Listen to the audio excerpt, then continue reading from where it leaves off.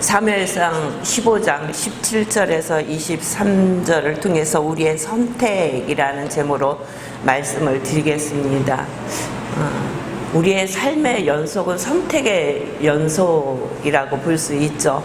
작게는 아침에 나오면서 무엇을 입을까, 또 커피를 마실 때도 요새는 더우니까 뜨거운 커피를 마실까, 아이스 커피를 마실까, 이렇게 작은 일도 우리가 선택을 하지만 한 번의 선택이 우리의 일생을 바꿔놓는 선택도 우리는 해야 됩니다.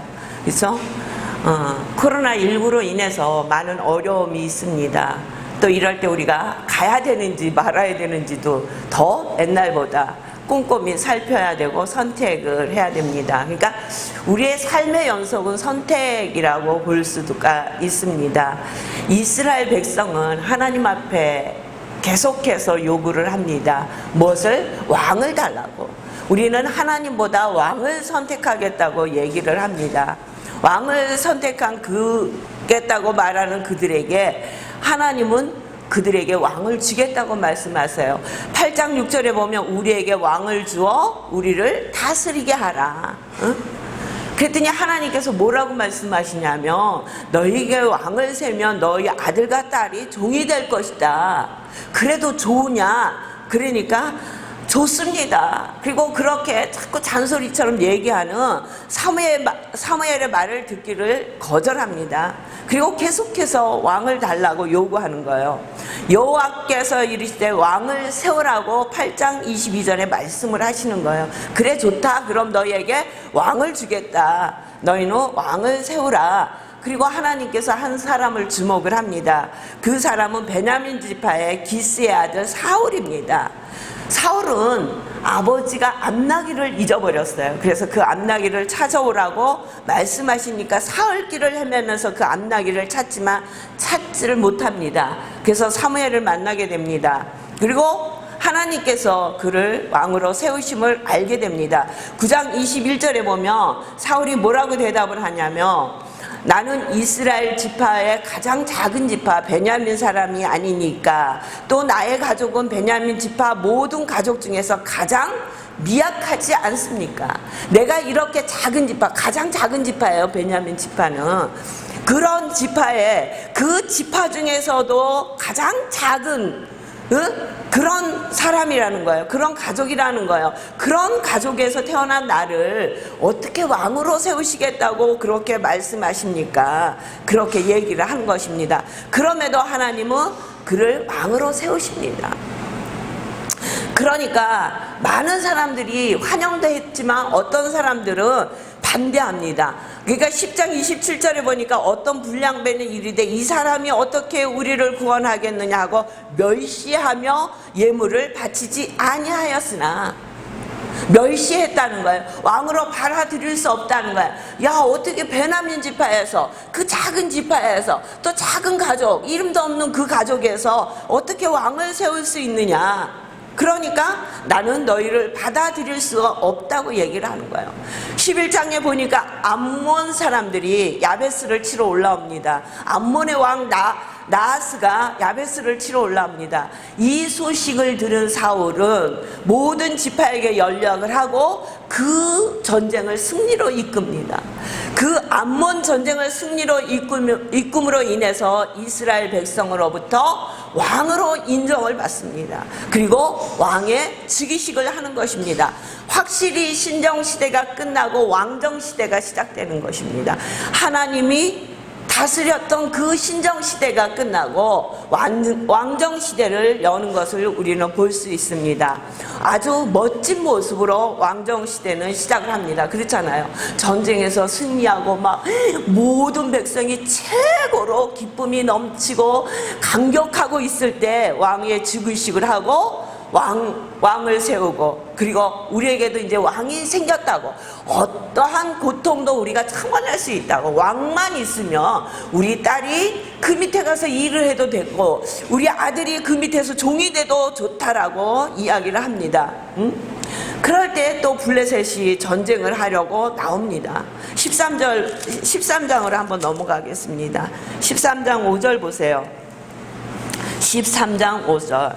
블레셋 사람들이 이스라엘과 싸우려고 모였는데 병거가 3만여 마병이 6천 명이요 백성은 해변의 모래와 같이 많더라. 그들이 올라와 베다온 동쪽 믹마스에 진치며, 그들이 올라와서 이스라엘 땅에 전쟁을 하려고 진치고 있다는 거예요. 그러니까 이 소식을 들은 이스라엘에게 유급하게 모든 소식을 전하는데, 그들이 이 블레셋 모양을 보고 블레셋 군인들을 보고 절박해서 굴과 숲을과 바위 틈과 은밀한 곳과 웅덩이에 숨으며, 그들의 모습이 너무너무 무서워서 웅덩이 속에 숨었다는 거예요. 굴 속에 숨었다는 거예요.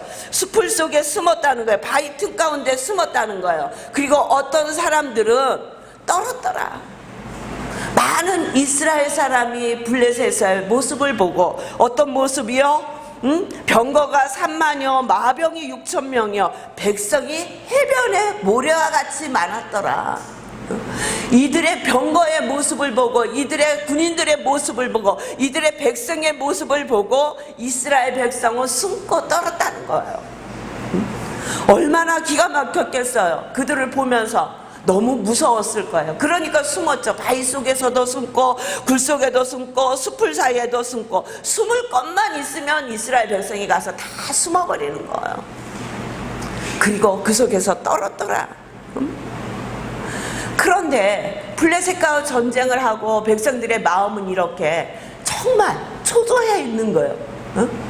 전쟁을 할 수 있는 마음이 아니라는 거예요. 그럼에도 사무엘이 와서 하나님 앞에 제사를 지내고 그리고 전쟁을 하러 가야 하는데, 이래를 기다려도 사무엘이 오지 않는 거예요. 그러니까 이래 동안 숨어서도 기다리고 떨면서 기다렸는데 백성들이 차츰 흩어지기 시작을 하는 거예요. 그러니까 사울의 마음이 얼마나 불안했겠어요. 야, 이게 백성이 그렇지 않아도 마음이 떨고 여기저기 숨어있고, 그런데 사무엘이 빨리 와서 하나님 앞에 제사를 드려주고 그리고 하나님의 말씀을 전해주고 우리가 전쟁을 하러 나가야 되는데 사무엘은 기다려도 오지 않는 거예요. 그리고 백성들은 흩어지기 시작을 하는 거예요. 숨어있던 백성들이 제각기 더 숨을 곳을 찾는 거예요. 그러니까 사울의 마음이 어떻겠어요? 여러분들 같으면 어떻겠어요? 그래도 기다려야지, 그래도 사무엘이 올 때까지 기다려야지 하고 기다리게 했어요. 아니면 얼른 내가 제사를 지내고 이들을 같이 모아서 하나님 앞에 제사를 지내면서 한 마음이 돼서 같이 나가서 전쟁을 치러야 되겠다는 마음이 들겠어요. 그런데 사울의 마음에는 도저히 안 되겠는 거예요. 이들이 흩어지면 다시 모을 길이 없는 거예요. 그때는 사무엘이 와서 제사를 지낸다 해도 늦었다고 생각을 한 거예요. 그러니까 사울이 11절에 보니까 사울이 이들의 백성은 내게서 흩어지고 당신은 정한 나라에 오지 아니하고 블레셋 사람은 믹마스에 모였음을 내가 보았으므로 부득이하여 번제를 드렸나이다. 모든 게 초조한 거예요. 제사장은 오지 않는 거예요. 백성은 흩어지는 거예요. 블레셋 사람은 점점 가까이 오는 거예요. 그러니까 부득이하여 하나님 앞에 번제를 드렸다는 거예요. 번제를 드렸다는 것은 무엇입니까? 신학적 실수를 했다래요. 신학자들은 도저히 해서는 안 될 신학적 실수를 했다. 신학적 실수를 했다는 것은 하나님을 바라보지 않았다는 것입니다. 하나님의 명령을 지키지 않았다라고 얘기하는 것입니다. 12절에 보니까 부득이하여 번제를 드렸나이다. 사무엘이 사울에게 이르되 왕이 망령되이 행하였도다. 왕이 왕의 하나님 여호와께서 왕에게 내리신 명령을 지키지 아니하였도다. 뭐라고요? 하나님이 명령하신 율법을 지키지 않았다는 거예요. 하나님의 말씀에 떠나 있었다고 얘기하는 거예요. 당신은 교만하다고 얘기하는 것입니다. 그렇게 하나님 앞에 신학적 실수를 한 사울을 통해서 하나님은 그를 세우신 것에 대해서 후회하시는 것을 볼 수 있어요. 그리고 많은 세월이 흐릅니다. 23년이라는 세월이 흘러서 오늘 15장의 사건이 일어나는 것입니다. 우리 15장으로 가겠습니다. 15장 1절에 보니까 사무엘이 사울에게 이르되, 사무엘이 사울을 만난 것이 보통 신학적으로 볼 때 23년 됐다고 그래요. 그때 만나고 사무엘이 사울을 만나지 않았다는 거예요. 응? 근데 이때 하나님의 말씀이 사무엘에게 임하니까 사울을 만나러 가는 거예요. 왕에게 기름을 부어 그의 백성 이스라엘 위에 왕으로 삼으셨은즉 이제 왕은 여호와의 말씀을 들으소서. 다시 하나님이 사울에게 기회를 주시는 거예요. 여호와의 말씀을 들으소서. 만군의 여호와께서 이같이 말씀하시기를 아말렉이 이스라엘에게 행한 일 곧 애굽에서 나올 때 길에서 대적한 일로 내가 그들을 벌하리니. 출애굽기 17장 8절에서 16절에 보면은 그 애굽에서 출애굽해서 홍해길을 건너고 누비딤을 지날 때 그 아말렉 사람들이 뒤에 쳐져 있는 사람들을 공격해서 죽이는 거예요. 그때 그 유명한 전쟁을 하잖아요. 모세가 산으로 올라가요. 여호수아에게 나가서 전쟁을 하라고 그래요. 모세가 하나님 앞에 손을 들고 기도하면 이스라엘이 이기고, 모세가 피곤해서 손이 내려가면 아말렉이 이기는 거예요. 그때 아론과 홀이 우측과 좌측에 모세의 손을 붙들고 밤늦게까지 전쟁을 해서 승리를 하는 그 아말렉 전쟁이 있었어요. 그들을 하나님은 그때도 기억하라고 말씀하시는 거예요. 이들의 행위를 기억하라. 나의 백성을 그렇게 뒤에 와서 쳤던 그들의 행위를 기억하라고요. 그리고 이때 다시 이스라엘 백성에게 말씀하시는 거예요. 그들에게 벌하라고. 지금 가서 아말렉을 쳐서 그들의 모든 소유를 남기지 말고 진멸하되 남녀와 소아와 젖먹는 아이와 우양과 낙타와 나귀를 죽이라 하셨나이다. 모든 것을 진멸하라고. 아무것도 남기지 말라고. 아말렉에 있는 아무것도 남기지 말라고. 그러니까 죄악은요, 온전히 뿌리 뽑아버려야 되는 거예요. 작은 것도 남겨놓으면 안 돼요. 선할 것 같은 것도 남겨놓으면 안 된다고 말씀하시는 거예요. 그래서 사울이 백성을 소집하고 그들을 들라임에 세어보니 보병이 20만 명이요 유다 사람이 2만 명이라. 모든 이스라엘 백성을 모집하는 거예요. 그리고 그들이 전쟁을 나가서 승리를 합니다. 8절에 보니까 아말렉 사람의 왕 아각을 사로잡고 칼날로 그의 모든 백성을 진멸하였을 때 사울과 백성이 아각과 그의 양과 소의 가장 좋은 것 또는 기름진 것과 어린 양과 모든 좋은 것을 남기고 진멸하기를 즐겨 아니하고 같이 얻고 하찮은 것은 진멸하니라.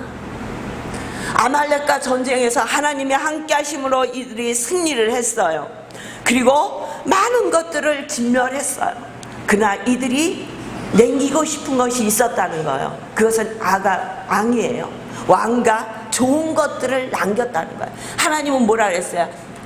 아무것도 남기지 말라. 젖먹는 아이도 남기지 말라고 말씀. 모든 것을 진멸하라고 말씀하신 거예요.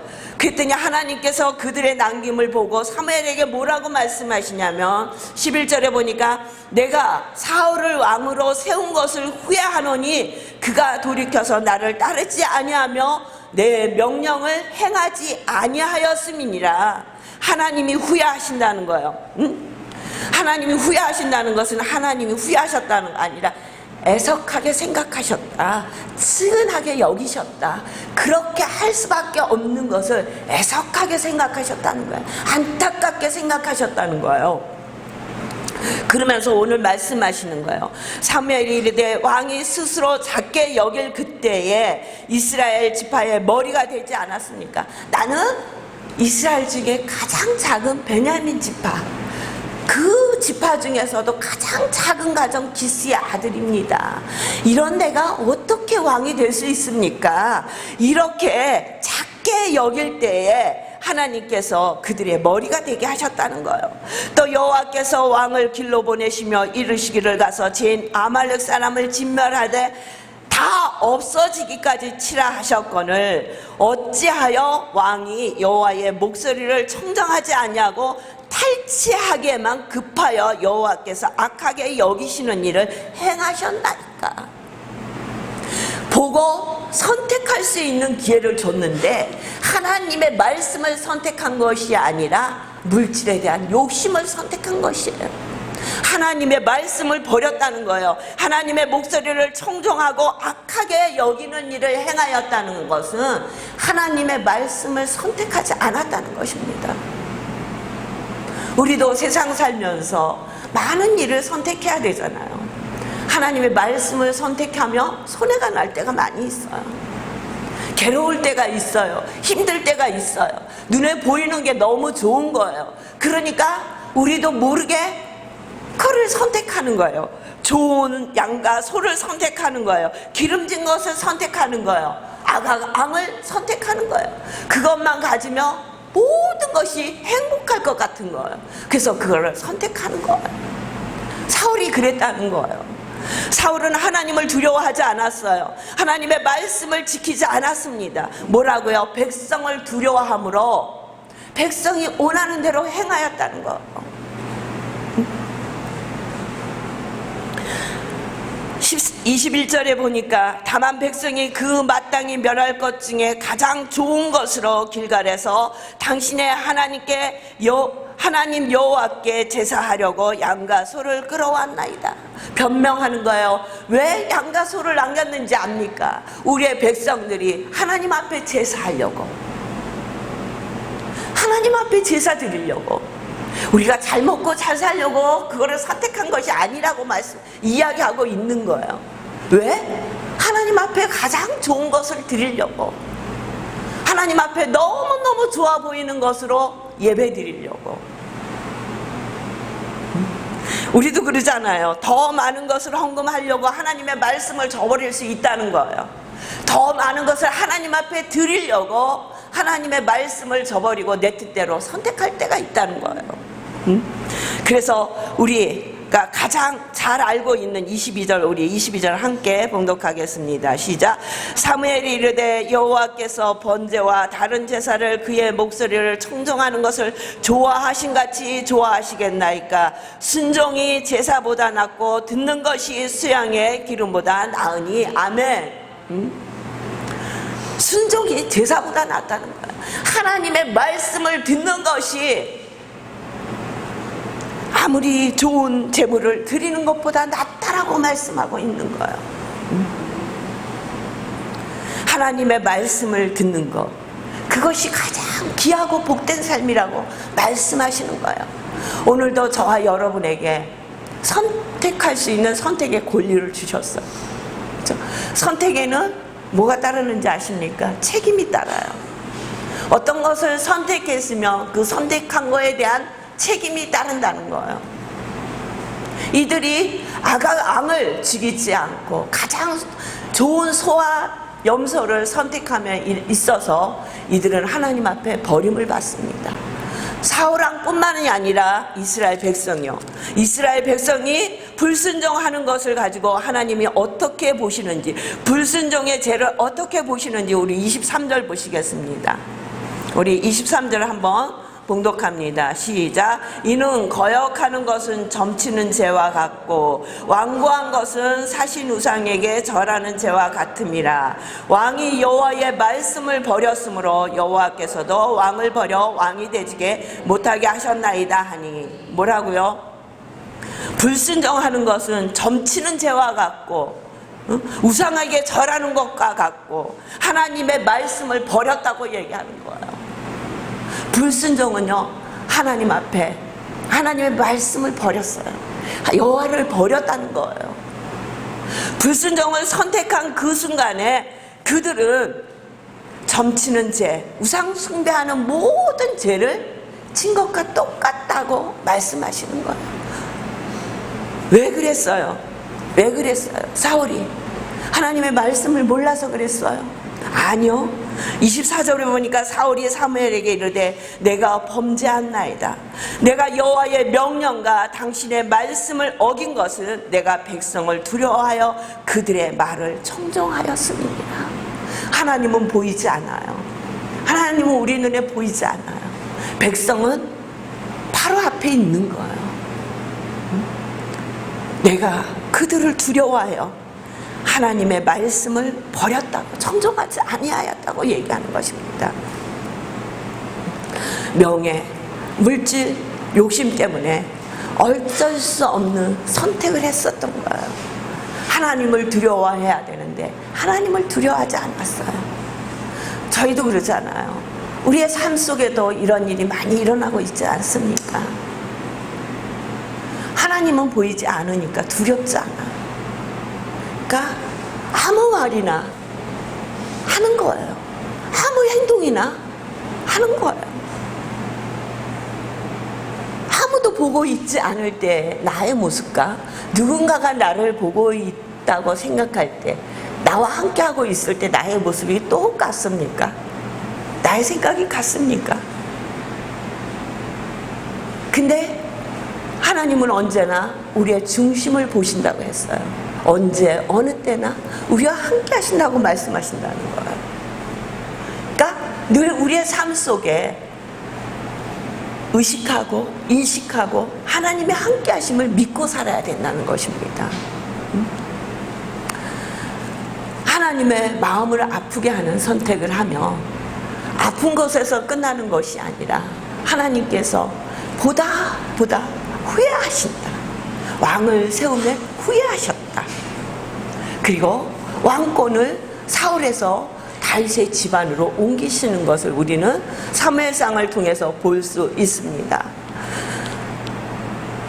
우리가 올바른 선택을 할 수 있는 길을 사무엘은 우리에게 뭐라고 이야기하고 있느냐면은 너희를 위하여 기도하는 죄를, 기도하기를 쉬는 죄를 내가 범치 아니하리라고 얘기해요. 12장에 보면 12장은 사무엘이 이스라엘 백성에게 어떻게 보면 마지막 설교와 같은 말씀입니다.